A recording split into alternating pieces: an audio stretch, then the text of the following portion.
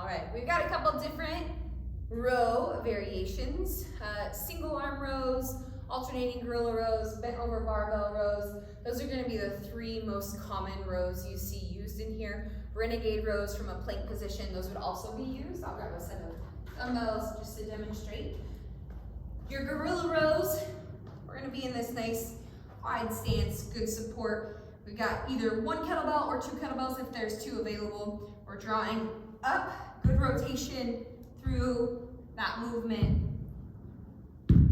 Those would be your gorilla rows, pulling back toward that hip. Barbell rows, you can use an underhand grip or an overhand grip. I prefer an underhand grip because it puts our shoulders in a slightly more externally rotated shoulder position. That's good because a lot of us sit like this in an internally rotated position more often, so helping to counter that is beneficial.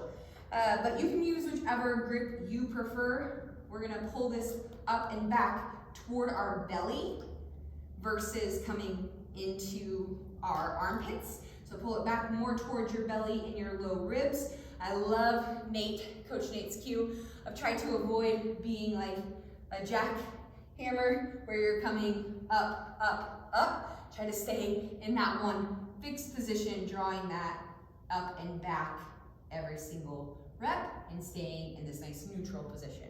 A renegade row would be right here in a plank position, coming through, drawing that to that back hip. There's a couple different school of thought on this.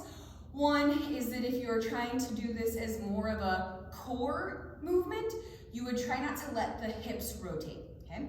That's fine, that's dandy, that's awesome. If you're trying to do this as more of an upper body, more engagement through that lat and that entire back side of the body, you can allow that torso to open up from side to side. No different than in a functional movement like starting an old lawnmower or dirt bike where you'd have that pull start. You're not gonna be like, oh, I'm gonna keep my core engaged and I'm gonna pull right here. No, you're trying to get that puppy going, so you're using as much torque as you can.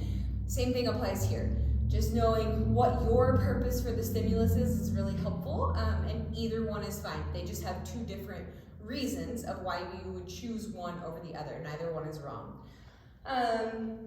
Perfect, that's all for the rows. Again, you could do this as a single arm where you're supported on anything. It could be treadmill, bike seat, whatever you want, but a little bit more lean coming right here.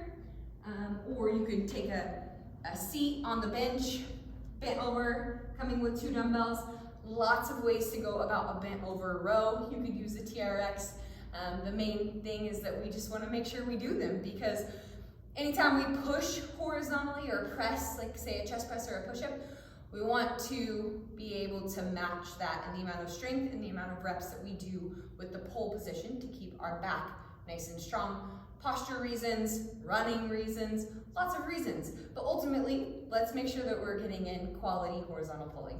Awesome. See you guys.